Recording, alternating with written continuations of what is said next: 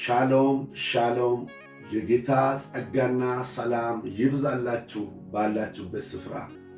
እንግዲህ ጌታ ረድቶን ባለፈ የጀመርነውን ትምህርት ዘመኑን መዋጀት በሚለው ርዕስ ብዙ ርዕሶች እያየን መጥተን ዛሬ አራተኛ ክፍል ላይ ደርሰናል። ዛሬ በአራተኛው ክፍል የምናየው የመንፈሳዊ እንቅልፍ ትርፍ ምንድን ነው የሚለውን እናያለን። እንግዲህ ሁሉም ነገር ትርፍ አለው። ስለዚህ የመንፈሳዊ እንቅልፍ ትርፍ ምንድን ነው የሚለውን የምንመለከትበት ይሆናል። ከእግዚአብሔር ቃል ከመጽሐፍ ምሳሌ ምዕራፍ 10 ቁጥር 4 ላይ ያለውን እናነባለን። እንዲህ ይላል፣ የታካች እጅ ችግረኛ ታደርጋለች፣ የትጉ እጅ ግን ባለጠጋ ታደርጋለች ይላል። ወዳጄ እናስተውል። የታካች እጅ ችግረኛ ታደርጋለች፣ የትጉ እጅ ግን ባለጠጋ ታደርጋለች ይላል።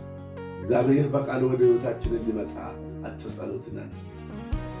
ሰማይንና ምድር የፈጠርክ የሠራዊት ጌታ እግዚአብሔር እጅግ አድርገን እናመሰግናለን። በሰማይ በምድር ክብር ለአንተ ብቻ ይሁን። እግዚአብሔር ሆይ ይህንን ቃልህን አብራራልን። የልቤን ሐሳብ ለልባችን ተናገር። የቃል ተግዳሮት የልጆች ተግዳሮት በጌታ በኢየሱስ ክርስቶስ ስም ከመንገዳችን ላይ ይነሳ። ቃሉን ልኮ ፈወሳቸው ተብሎ እንደተጻፈ ይህን ቃል የምሰማ ማንኛውም ሰው ካለበት ድካም ካለበት ጭንቀት እንድወጣ በፊት አስቀምጣለሁ በኢየሱስ ስም አሜን። እንግዲህ አሁን ርዕሱን እንደተናገርኩት የመንፈሳዊ እንቅልፍ ትርፍ ምንድን ነው ለሚለው እንግዲህ ትርፉ ድሃ ያደርጋል፣ ቡትቱ ያለብሳል። ድሃ ነው የሚያደርገው። ስለዚህ ትርፉ ምንድን ነው? ድህንነት ነው፣ ማጣት ነው፣ መጨነቅ ነው፣ ግራ መግባት ነው። ገበሬው በግብርናው ካልበረታ፣ ተማሪ በትምህርቱ ካልበረታ፣ መንፈሳዊ በመንፈሳዊ አገልግሎቱ ካልበረታ፣ ነጋዴው በንግዱ ካልበረታ ድህንነት ይመጣበታል ማለት ነው። ስለዚህ ይህ ቃል የታካች እጅ ችግረኛ ነው የምታደርግ ይላል። ታካች ችግር ነው ወደ ቤቱ ወደ ማህበረሰቡ የሚያመጣ። ስለዚህ እግዚአብሔር ጸጋውን ያብዛልን። ትርፉ ይሄ ነው። ሁለተኛ የመንፈሳዊ እንቅልፍ ትርፍ ምንድን ነው? እንቅልፍ እያለ ነው ይወቁ። በተፈጥሮ የተሰጠን ቀን እየሰራን ሄደን ማታ የምንተኛ አይደለም እያስተማርኳለን። መንፈሳዊ እንቅልፍ የመንፈሳዊ እንቅልፍ ትርፍ ምንድን ነው የሚለው ነው እያየናል። ስለዚህ ሁለተኛ ከእግዚአብሔር ሐሳብ ያወጣል። መንፈሳዊ እንቅልፍ ውስጥ ስንገባ የእግዚአብሔር ሐሳብ ልንረዳ አንችልም። እግዚአብሔር በእኛ ምን መስራት እንዳሰበ ማስተዋል አንችልም። ዮናስ ምዕራፍ 1 ቁጥር 5 እንዲህ ይላል። ዮናስ ምዕራፍ 1 ቁጥር 5 መርከበኞቹም ፈሩ፣ እያንዳንዱ ወደ አምላኩ ጮኸ፣ መርከቢቱ እንድትቀልላቸው በውስጧ የነበረውን ዕቃ ወደ ባህር ጣሉት። ዮናስ ግን ወደ መርከቡ ውስጠኛው ክፍል ወርደው ነበር፣ በከባድ እንቅልፍም ተኝቶ ነበር። ወዳጆቼ ስሙኝ፣ እዚህ ላይ ሕዝቡ ሲጨነቅ አይሰማም። ሕዝቡ ግራ ሲገባው አይሰማም። ሕዝቡ በሚያውቀው ወይም በሚችለው ቋንቋ ወደ አምላኩ ሲጮህ ይህ ሰው አይሰማም። ለምን? በውስጠኛው ክፍል ወርደው ነበረና በከባድ እንቅልፍም ተኝቶ ነበርና ውስጠኛ ክፍል ገብቶ በከባድ እንቅልፍ ውስጥ ነው አለ። ስለዚህ የመንፈሳዊ እንቅልፍ ትርፉ ከእግዚአብሔር ሐሳብ ያወጣል ማለት ነው። ዛሬም ከእግዚአብሔር ሐሳብ የወጣ ሰው ሕዝቡ ምን እንደሆነ ልረዳ ቤተሰቡ ምን ላይ እንዳለ ልረዳ አይችልም። እናስ ዛሬ አገራችንን፣ ቤተክርስቲያናችንን፣ ማህበረሰባችንን ምን ውስጥ ነው አለን ብለን ልናስብ እንችላለን። ዮናስ የተላከ ሰው ነው። ዮናስ ነብይ ነው። ነብይነቱን ግን ዘነጋ። እግዚአብሔር ወደ ላከው ትቶ ወደ ራሱ ሐሳብ ሱላክ ሲሄድ ህዝቡን ሲያስጨንቅ እናያለን። ዛሬ አገርን ለመምራት ተጠርተው፣ ቤተክርስቲያን ለመምራት ተጠርተው እንደ ጥሩ ያልሆነ ሰው ምድርቱ ላይ ችግርን ያመጣል፣ መከራን ያበዛል። የመከራን እጅ እንዳንሆን፣ መከራን እንዳንጨምር እግዚአብሔር ጸጋውን ያብዛልን። ሶስተኛ የመንፈሳዊ እንቅልፍ ትርፍ ምንድን ነው ብለን ካሰብነው ሶስተኛ ጌታን ያስክዳል። ጌታን ያስክዳል። መንፈሳዊ እንቅልፍ ውስጥ የገባ ሰው ጌታ መካዱ ሳይታለም የተፈታ ነው። ምክንያቱም አንቀላፍተዋልና። ጌታ ንቃ ስለው የተኛ፣ ጌታ ንቃ ስለው መስማት ያቃተ ጌታን ያስክዳል እንቅልፉ ማለት ነው። እግዚአብሔር ጸጋውን ያብዛልን። ማቴዎስ ምዕራፍ 26 ቁጥር 56 እንዲህ ይላል። 26:56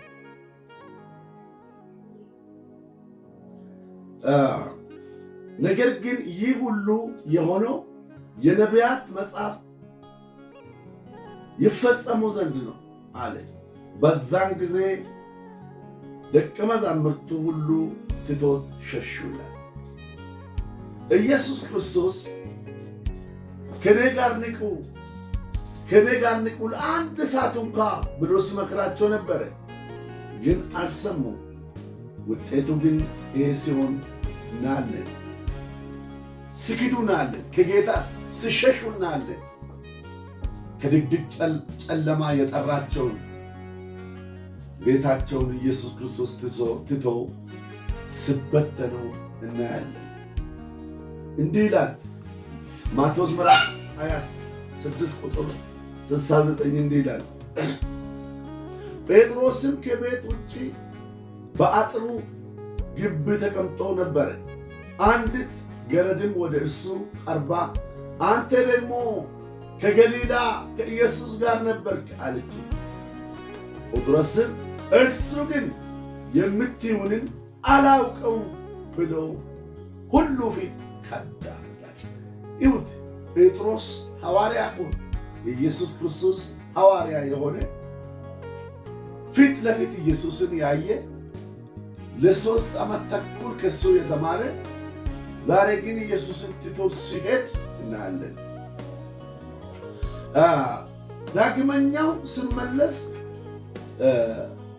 ቁጥር 72 ደግሞ እንዲህ ነው። ዳግመኛው ስመለስ ሰውየውን አላውቅም ብለው ካደ። ቁጥር 73 ጥቂትም አይቶ በዛ ቆመው የነበሩ ቀርቦ ጴጥሮስን አነጋገሪ ይገልጥሃልና በእውነት አንተ ደግሞ ከእርሱ ጋር ነበር፣ ከእርሱ ጋር ወገን ያሉት። በዛን ጊዜ ሰውየውን አላውቅም ብለው ልናገር የሚል ጀመረ። ወዳም ዶሮ ጮኸ።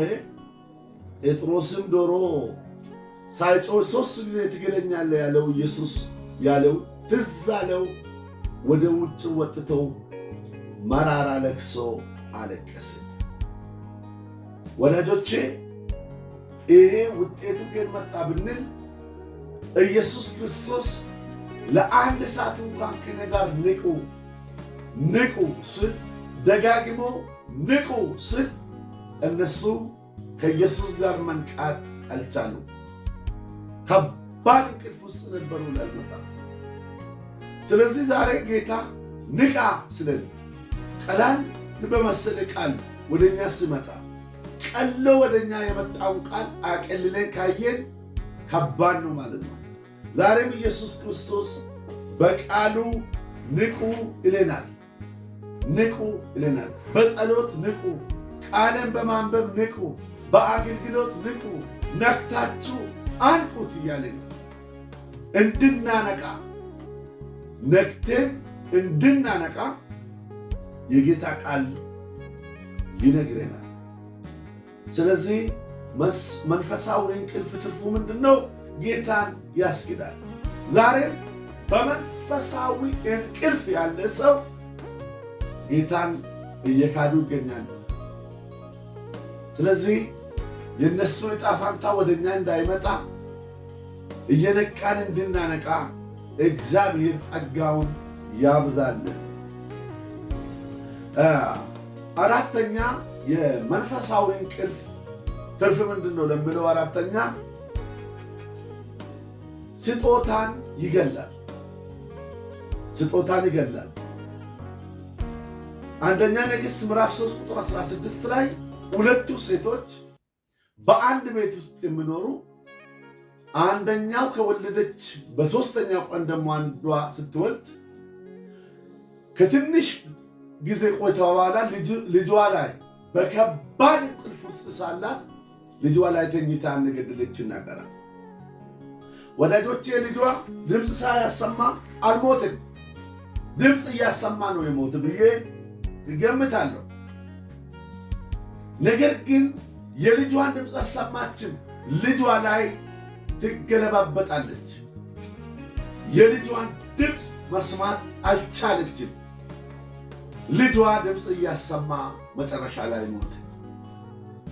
ልጇን የገደለች ደግሞ ለሰው ልጅ አትራራምና ቀስ ብላ የራሷን ሙት ልጇን በሌላኛው በጓደኛዋ ሆድ ስራ አስቀምጣ ጤናማውንን ወደ ራሷ ስትወስድ እናያለን። ስለዚህ ትርፉ ምንድነው? መንፈሳዊ ከባድ እንቅልፍ ምንድነው? ልጇን አስገደለ። ወዳጆቼ